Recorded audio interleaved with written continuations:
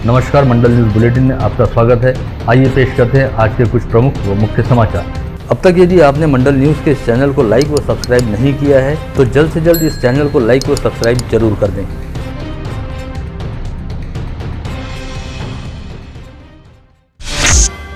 वरुड के पास स्थित श्री क्षेत्र झुंझ से होकर बहने वाली वर्धा नदी में नाव उलट जाने की वजह से हुए हादसे के चलते 11 लोग वर्धा नदी में डूब गए, जिसकी जानकारी मिलते ही आसपास स्थित नागरिकों सहित बेनोड़ा शहीद पुलिस थाने द्वारा तुरंत ही राहत व बचाव का कार्य शुरू किया गया, जिसके बाद नाव चलाने वाले नाविक सहित एक महिला व एक बच्ची के शव बरामद हुए। वहीं अन्य 8 लोगों की युद्ध स्तर पर तलाश शुरू की गई। ये सभी लोग वरुड की ओर घूमने फिरने गए थे और महादेव के दर्शन हेतु नाव में सवार होकर वर्धा नदी को पार कर रहे थे। इसी समय नदी की तेज धारा के बीच ये नाव पलट गई और नाव में सवार 11 लोग वर्धा नदी में डूब गए। यह हादसा सुबह करीब 11:15 बजे के आसपास घटित हुआ। प्रत्यक्षदर्शियों के मुताबिक नाव के बीच नदी में उलटते ही नाविक नारायण मटरे ने पानी में डूब रही एक बच्ची को पकड़कर उसके सहित खुद को बचाने का प्रयास किया और एक ही हाथ से तैरते हुए नदी के किनारे आने लगा, लेकिन पानी का बहाव तेज रहने की वजह से उसका यह प्रयास असफल रहा और सांस फूल जाने की वजह से नाविक नारायण मटरे उस बच्ची सहित खुद भी पानी में डूब गया, जिसमें उसकी मौत हो गई है। इस नाविक सहित बच्ची का शव पानी से बरामद किया गया है।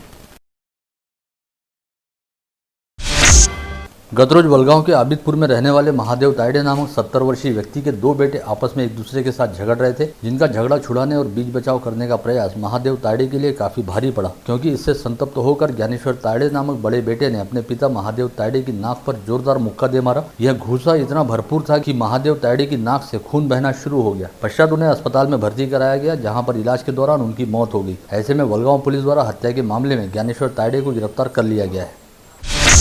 वहीं माहुली जहांगीर पुलिस थाना अंतर्गत आने वाले चिचखेड़ खेत परिसर में शराब के नशे में खेत में काम करने वाले दोस्त ने अपने ही दोस्त की तीक्ष्ण हथियार से हमला कर हत्या कर दी। बैतूल तहसील के मुलताई में रहने वाले फागुन उइके और उसका दोस्त सूरज ध्रुवे विगत 2 माह से मोर्शी रोड पर चिचखेड़ खेत परिसर में किसान के खेत में काम कर रहे थे और वहीं पर रहा करते थे। 13 दिसंबर की रात 9 बजे के आसपास सूरज और फागुन के बीच शराब के नशे में किसी बात को लेकर झगड़ा हुआ, जिसके बाद फागुन उइके ने तीक्ष्ण हथियार से सूरज ध्रुवे पर जोरदार हमला किया, जिससे सूरज ध्रुवे की घटनास्थल पर ही मौत हो गई। जिला मध्यवर्ती सहकारी बैंक के चुनाव में संचालक पद हेतु महिला आरक्षित निर्वाचन क्षेत्र से सुरेखा ठाकरे द्वारा नामांकन पेश किया गया था, जिन्हें सहकार पैनल की ओर से महिला संचालक पद का प्रत्याशी भी माना जा रहा है। लेकिन अब एक कानूनी रूप से तकनीकी मुद्दा सामने आने के चलते सुरेखा ठाकरे की दावेदारी पर सवालिया निशान लगता नजर आ रहा है। फिलहाल यह मामला हाईकोर्ट के समक्ष विचाराधीन है। यदि हाईकोर्ट का फैसला सुरेखा ठाकरे के खिलाफ आता है तो उन्हें चुनावी मैदान से बाहर भी होना पड़ सकता है। सुरेखा ठाकरे चांदूर बाजार तहसील अंतर्गत जवला सेवा सहकारी सोसाइटी का प्रतिनिधित्व करती हैं। जिला बैंक के चुनाव में मतदान करने हेतु प्रतिनिधि चुनने के लिए कोविड संक्रमण काल के दौरान इस सोसाइटी की ऑनलाइन सभा बुलाई गई थी और सभा में जितने सदस्य उपस्थित थे उससे 2 गुना अधिक वोट पड़े थे। ऐसे में इस वोटिंग के साथ ही सुरेखा ठाकरे के प्रतिनिधि चुने जाने को लेकर हाईकोर्ट में चुनौती दी गई। अब अगर हाईकोर्ट का फैसला सुरेखा ठाकरे के पक्ष में आता है तब तो वे जिला बैंक के संचालक पद का चुनाव लड़ सकती हैं, लेकिन यदि फैसला उनके खिलाफ गया तो चांदूर बाजार तहसील से 1 वोट तो कम होगा ही, साथ ही सुरेखा ठाकरे का चुनाव लड़ना भी मुश्किल हो जाएगा। जिला मध्यवर्ती बैंक द्वारा किए गए 700 करोड़ रुपए के म्यूचुअल फंड के निवेश के मामले में 3 करोड़ 39 लाख रुपए का कमीशन अदा किए जाने के मामले को लेकर दर्ज की गई शिकायत में नामजद हुए निपॉन म्यूचुअल फंड कंपनी के मैनेजर अजित पाल सिंह मोगा के खिलाफ कोर्ट की अनुमति के बिना चार्जशीट दाखिल करने पर रोक लगा दी गई है। यह आदेश मुंबई हाईकोर्ट की नागपुर खंडपीठ के न्यायमूर्ति VM देशपांडे व न्यायमूर्ति अमित बोरकर की खंडपीठ द्वारा दिए गए। ऐसे में इस मामले को लेकर अब अजित पाल मोगा को काफी हद तक राहत मिलती नजर आ रही है। जिला मध्यवर्ती सहकारी बैंक का चुनाव लड़ने के इच्छुक मेलघाट के विधायक राजकुमार पटेल तथा जयश्री देशमुख के नामांकन को बैंक के निर्वाचन निर्णय अधिकारी द्वारा खारिज कर दिया गया था, जिसे इन इच्छुकों द्वारा विभागीय सह निबंधक के सामने चुनौती दी गई थी, जिस पर आज मंगलवार 14 सितंबर को सुनवाई होनी थी, लेकिन इस सुनवाई को आगामी 17 सितंबर तक मुलतवी कर दिया गया है। ऐसे में इस मामले को लेकर आगामी 17 सितंबर को सुनवाई होगी।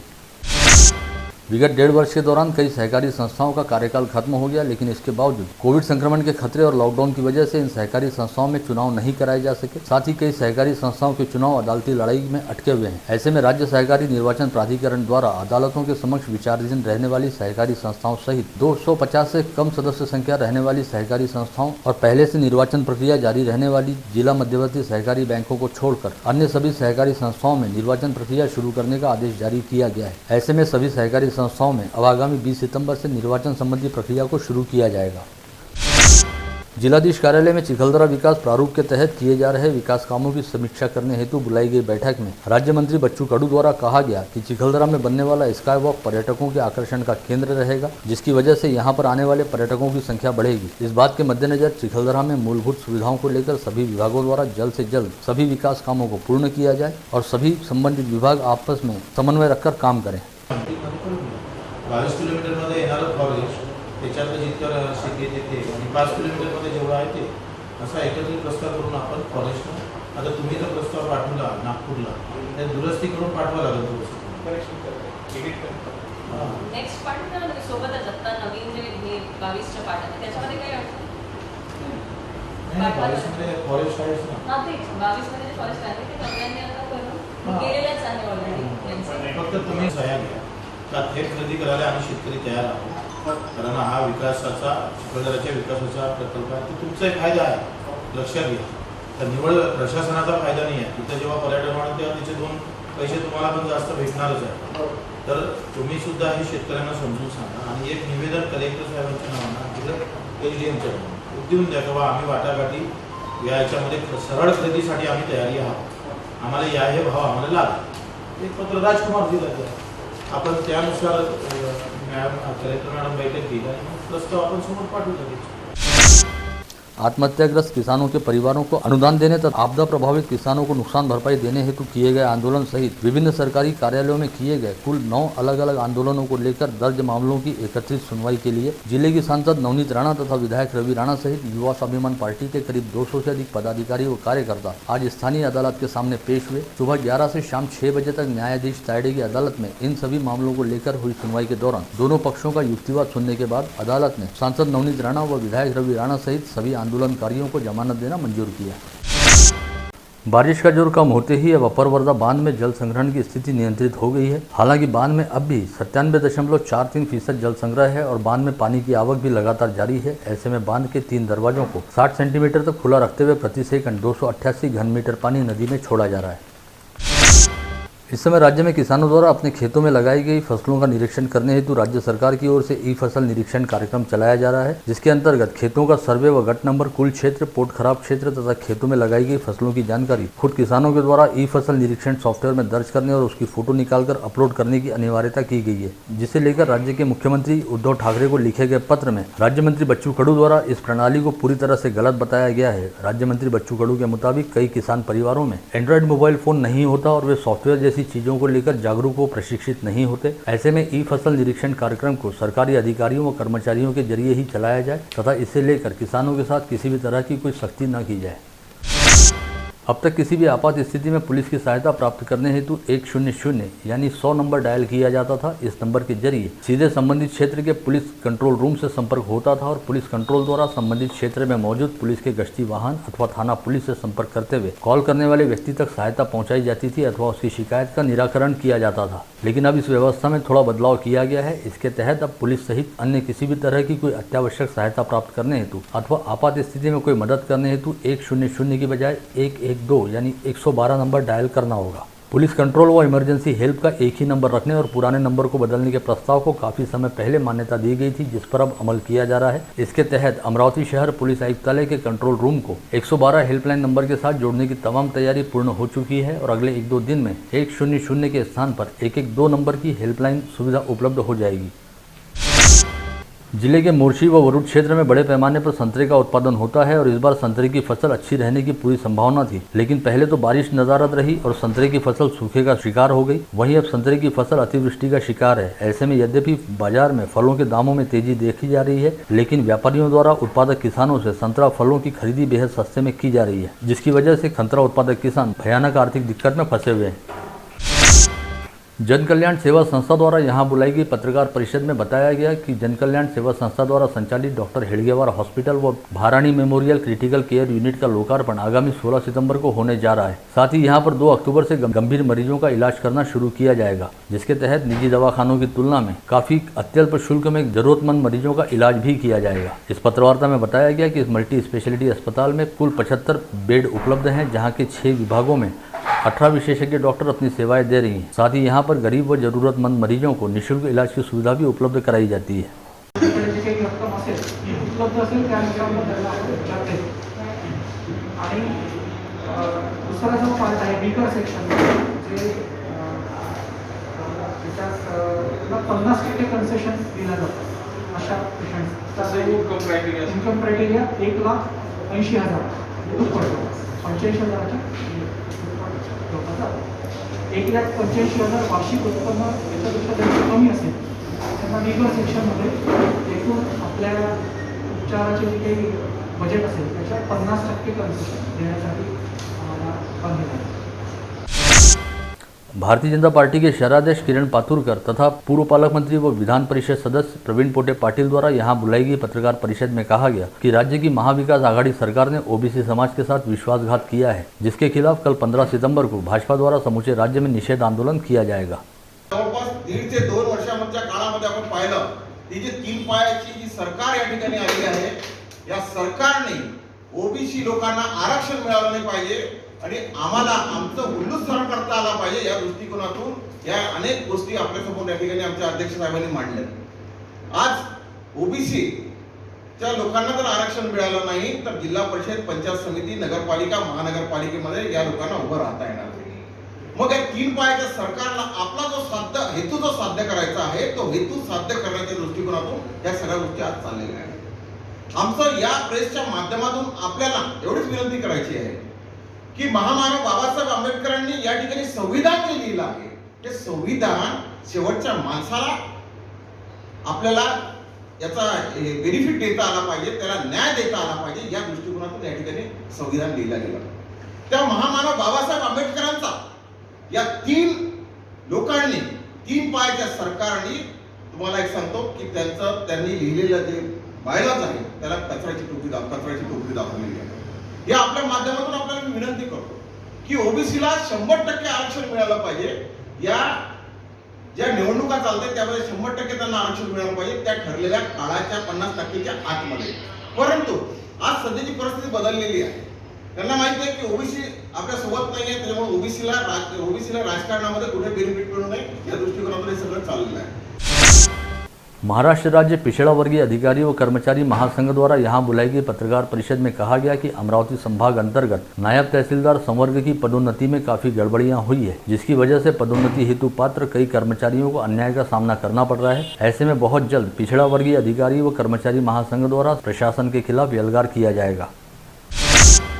मनपा के नेता प्रतिपक्ष बबलू शेखावत द्वारा मनपा आयुक्त प्रशांत रोड़े को सौंपे गए निवेदन में कहा गया कि प्रभाग क्रमांक 9 के महादेवखोरी मंदिर की दिशा में जाने वाले मुख्य मार्ग के नाले पर पुल का निर्माण कार्य विगत लंबे समय से अटका पड़ा है, अतः इस मुख्य मार्ग के नाले पर पुल का जल्द से जल्द निर्माण किया जाए. शहर कांग्रेस के ब्लॉक अध्यक्ष व सोशल मीडिया प्रमुख सलीम मीरावाले ने यहां जारी प्रेस विज्ञप्ति में आरोप लगाया कि शहर में स्थित पीडीएमसी अस्पताल में भर्ती मरीजों से मिलने हेतु उनके परिजनों व परिचितों से गेट पास के नाम पर 100 रुपए का भारी भरकम शुल्क वसूला जाता है. यह एक तरह से अस्पताल प्रबंधन द्वारा की जाने वाली आर्थिक लूट है, जिसे कदापि बर्दाश्त नहीं किया जाएगा.